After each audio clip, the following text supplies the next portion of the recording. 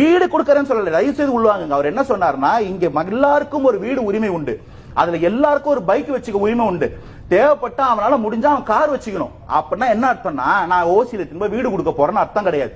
அந்த மக்கள் அதுக்கு எக்யூப் பண்ணுவேன். இந்த மக்களுக்கான வாழ்வாதாரத்துக்கான வேலை வாய்ப்புக்கான என்ன பாலிசி வச்சிருக்கீங்க இன்னைக்கு இங்க சொல்லுங்க, பதிவு பண்ணுங்க. இந்த மாநிலத்தோட industrial policy, semiconductor policy, data policy, நாளைக்கு வரப்போற ஏஐயோட பாலிசி, வேலையை இழக்க போற பசங்களுடைய ஐடி பசங்களோட வாழ்வாதாரத்துக்கு என்ன பாலிசி வச்சிருக்கீங்க? கேடு கட்ட ஒரு கிக் எக்கானமிக்கு இங்க பாலிசி கிடையாது சார்.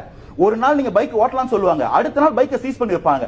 படிச்சுட்டு இன்ஜினியரிங் முடிச்சுட்டு போஸ்ட் கிராஜுவேட் முடிச்சுட்டு வாழ்வாதார வழி இல்லன்னு மைலேஜ் கொடுக்குற வண்டியா பார்த்து ஒருத்தர் ரேபிட் ஓட்டிட்டு இருக்கான், அடுத்த நாள் காலையில அவனுக்கு நியூஸ்ல தெரியாம அந்த வண்டி சீஸ் ஆகுது.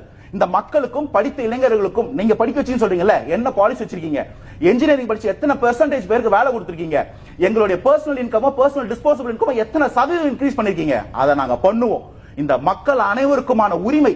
ஒரு பைக் கொடுக்குறேன்னு சொல்றாரு, பைக் வாங்க வழி வைப்பேன்னு சொல்றாரு, அதுல என்ன பெருமைன்னு கேட்கலாம். அதை எல்லாத்தையும் வச்சுக்கிட்டு இருக்கிறவங்களுக்கு, அந்த ஹம்மர் கார்லயும் டிஃபெண்டர் கார்லயும் போறவங்களுக்கு இது புரியாது.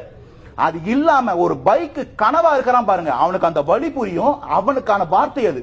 உனக்கும் உரிமை உண்டு, உனக்கு அதுக்கான வழி நான் பண்ணி கொடுப்பேன், நீ வாங்கிக்கோ. நீ 50,000 ரூபாய் வண்டி வாங்குறியா, 5 லட்சம் வண்டி வாங்குறது உன் பொறுப்பு. நீ போயஸ் கார்டன்ல வீடு வாங்குறியா, ராயபுரத்தில் வீடு வாங்குறது உன் இஷ்டம். ஆனா உனக்கான வழியை நான் ஏற்படுத்தி கொடுப்பேன், உனக்கான நிரந்தர வேலை இருக்கும். ஒரு குடும்பத்திலும் பட்டதாரி இல்லாம இருக்க மாட்டான். அன்னைக்கு நீ முடிவு பண்ணிக்கோ உன் வாழ்க்கை தரத்தை, நீ முடிவு பண்ணிக்கோ வீட்டோட சைஸ், சிங்கிள் பெட்ரூமா ட்ரிபிள் பெட்ரூமான்றதா ஒரு தலைவனோட வேலை. இந்த பாலிசி மேனிஃபெஸ்டோல வரும்னு சொல்றாரு.